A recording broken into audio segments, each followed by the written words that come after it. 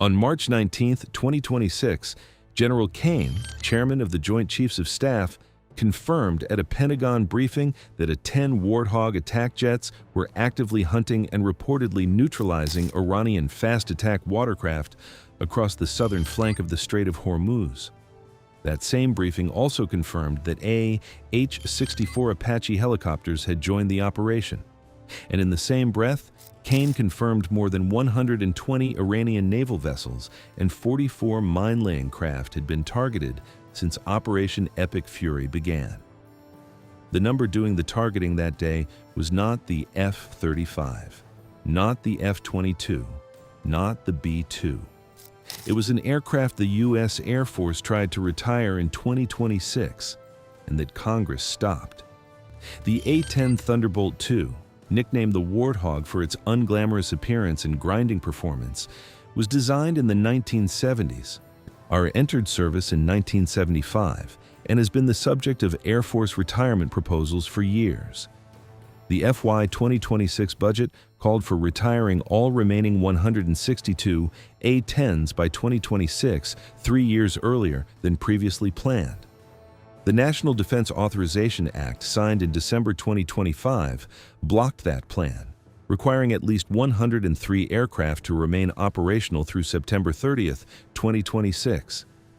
30 days later, those same aircraft were flying combat missions over the Strait of Hormuz. The argument that the Warthog was no longer relevant to modern warfare was still being made in December. The Warthog did not wait for the argument to end.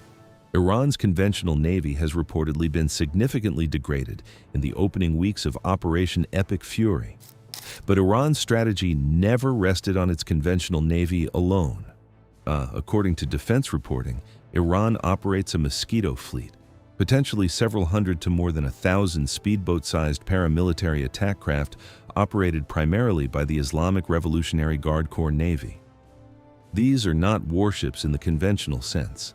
They are fiberglass commercial hulls converted for military use, armed with machine guns, rocket launchers, Chinese-made anti-ship missile canisters strapped to their decks, or in some cases packed with explosives and operated as remotely controlled suicide boats, a capability Iran reportedly brought directly to the Hormuz closure campaign after watching similar drone boats prove effective in Ukraine.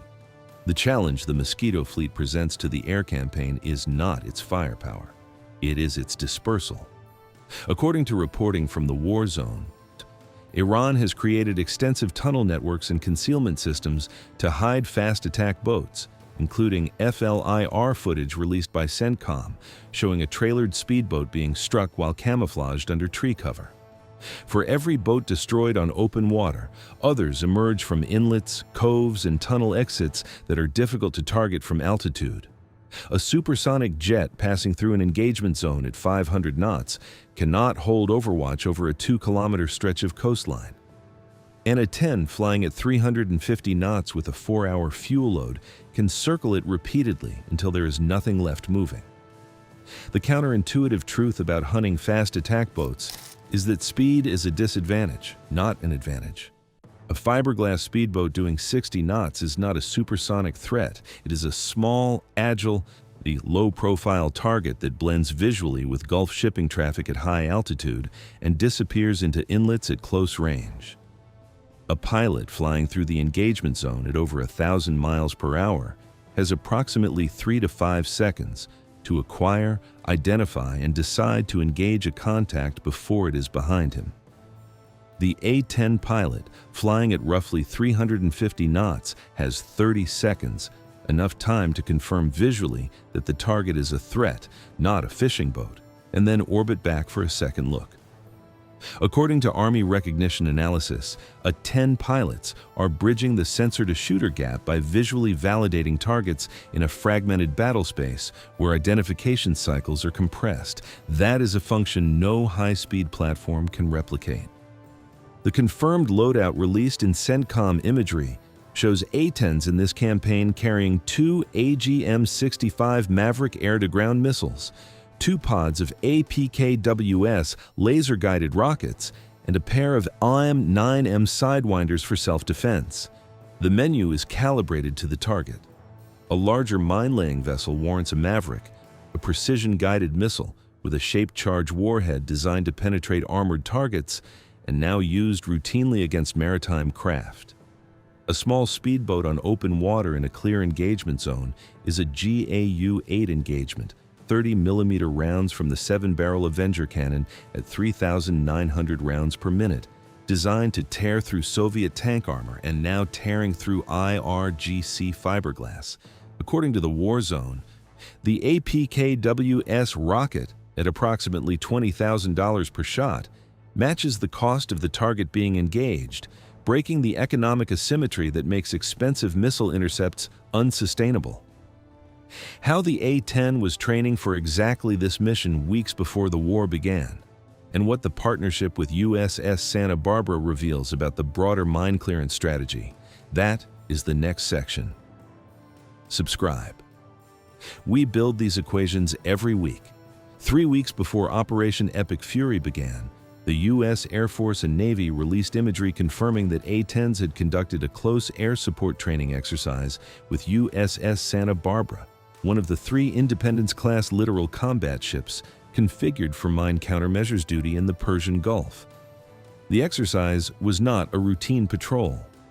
It was specifically described as addressing the dangers posed by Iranian naval mines and how A-10s could help protect Allied vessels conducting minesweeping operations. According to the War Zone, the Santa Barbara is one of 3 LCS vessels in the 5th Fleet area tasked with mine clearance, replacing the 4 Avenger-class minesweepers the Navy retired in September 2025. The A-10 has now been operating in an overwatch and escort role for the same ships it rehearsed with. The pairing, according to reporting, was not improvised. According to open-source reporting, A-10s operating in this campaign are forward deployed at a base in Jordan using KC-135 Stratotanker aerial refueling to extend their time on station over the Strait of Hormuz. CENTCOM released imagery on March 15th of A-10s conducting in-flight refueling, the first official visual confirmation of the Warthog in the campaign. The combination of forward basing and aerial refueling gives A-10 pilots approximately 4 hours of patrol time over the strait per sortie. That persistent overwatch is the operational foundation for what Army recognition analysis described as degrading Iranian operational tempo itself, not just destroying individual boats, but forcing IRGC crews to remain concealed, delaying launch decisions, and disrupting the coordinated swarm tactics that Iran relies on when multiple boats emerge simultaneously from different vectors. The honest caveat that defense analysts have consistently applied: the A-10 operates in this mission environment because Iran's integrated air defense network has reportedly been destroyed or severely degraded. Operating an A-10 at low altitude over Iranian-controlled territory with intact S-300 systems would be a fundamentally different risk calculation. What remains, according to the War Zone analysis, is primarily the threat of shoulder-fired MANPADS, surface-to-air missiles that individual IRGC fighters can carry and fire without radar. The A-10 was specifically designed to survive these engagements. Its cockpit is surrounded by a titanium-armored bathtub. Its flight controls are redundant and include a manual reversion mode that allows the pilot to fly after total hydraulic failure. Its engines are mounted high above the fuselage to reduce infrared signature and foreign object damage. None of this makes it invulnerable. It makes it harder to kill than anything else flying at the same altitude. According to the War Zone, reporting from March 29, 2026, citing open-source imagery, dozens of additional A-10 Warthogs from the 107th Fighter Squadron have been photographed arriving in theater. The Warthog force in the CENTCOM area of operations appears to be expanding, not contracting. The Air Force that wanted to retire all 162 A-10s in 2026 is now flying more of them to the theater where they are proving their value most directly. Dan Grazier, a senior fellow at the Stimson Center and director of its National Security Reform Program, told Defense One directly, "The longer the A-10 exists, the more impressed I am with that aircraft. That assessment was based on what the Warthog is doing over the Strait of Hormuz today. Iran built its Mosquito fleet over decades on a specific assumption that the cost of deploying it, the boats are cheap, the crews are expendable, the strategy is dispersal, would be lower than the cost of countering it. Every Patriot fired at a drone, every expensive precision-guided munition used against a fiberglass speedboat reinforced that assumption. The A-10 is the aircraft that challenges it directly, not because it is advanced, because it is economical, because it loiters, because it can identify a target visually in a congested shipping lane, confirm it is a threat, and engage it with 30mm rounds that cost a fraction of the boat below.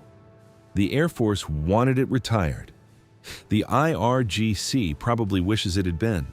How the A-10 and the Apache work together, and how both fit into the mine-clearing and F-35B picture that is now assembling in the theater, that breakdown is already on this channel. This video is based on publicly available reports and analysis. Some details may be subject to change.